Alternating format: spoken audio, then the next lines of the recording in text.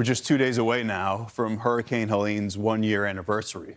Category 4 storm devastated the Southeast and ravaged communities there. Most are still feeling that pain today. Joining us now is a Helene survivor from one of the hardest hit communities, Swannanoa, North Carolina, Daniel Wright. Daniel, thank you for being here with us on Fox Weather. You and your family just barely escaped, just in time. Can you take us back to that day almost a year ago? I'm sure it was all happening so quickly. Yeah, sure. I mean, it's kind of, it's feels like it wasn't that long ago, that we were running out of the house and getting away from the storm that was coming right at us.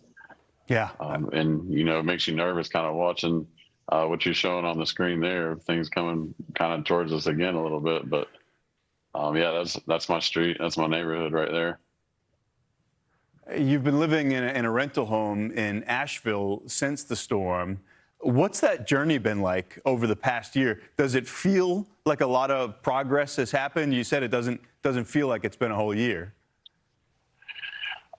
Yeah, I mean, we've been here since like the third day after the storm in this house here. And I was just at the location of my old house in Swannanoa. That's it, the blue one right there. And, since then it's been demoed and hauled away, and we've got a new house kind of coming up in its old location there now. So, we're excited to get back to the neighborhood and get back to our house where we can kind of spread out and have some family time and, some privacy of our own, within our own house. We're in such a tiny space here. We're all just kind of crammed together, but making it work.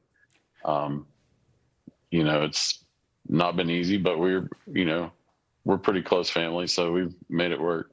There's such a strong community there, but because of this, you've been displaced from your home. You've been displaced from your community. Have you been able to speak with many of your neighbors? Are they working to get back too? Do you feel like you'll be able to build that community back?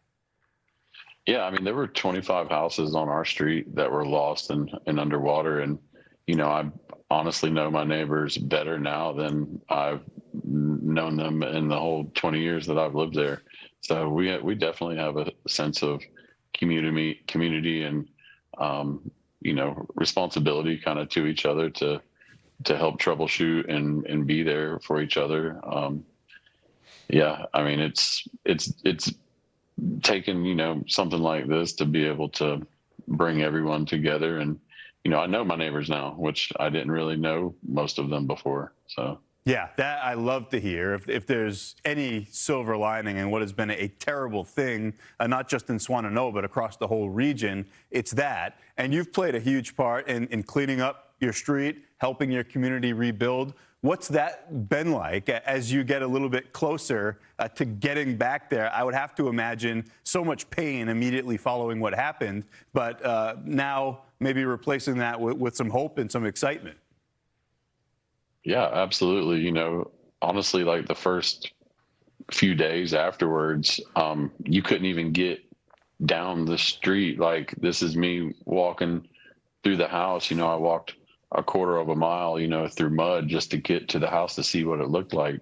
So, now that, the initial stages of the cleanup were the hardest, to even get in and around and down the streets.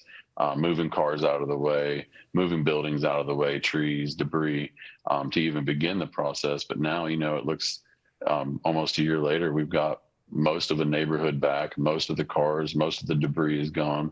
And it's every day gets a little bit easier to, make progress towards that. You can kind of see the finish line now, Love that. Yeah, you're getting a whole lot closer now. As you've spoken with your neighbors and everyone else around town, had you been there a long time, did you ever think that this was a possibility, what you've seen play out over the past year? No, not like that. We've had good rains and what we would call, a certain amount of flooding. But, I lived in that house for 20 years close to the river, and I never would imagine that it would have come across the road but then also fill my neighborhood up. I mean, those houses there were, the water was up over the roof line. So, yeah, the sheer amount of volume of water that came from them releasing the gates of the dam, the overflow, to keep it from bursting, was what we took the major brunt of in the valley right there. So, it just filled the valley, filled our street, filled a lot of neighborhoods with more water than it could process in a short amount of time, for sure. Yeah. Well, Daniel, we're thinking about you and your family, your whole region this week. Excited, as you said, getting a bit closer to the finish line. We'd love to check back in with you when that becomes a reality. That's going to be a great day. Daniel Wright, thanks for sharing your story with us. Yeah, thank you guys. We appreciate you. Thanks.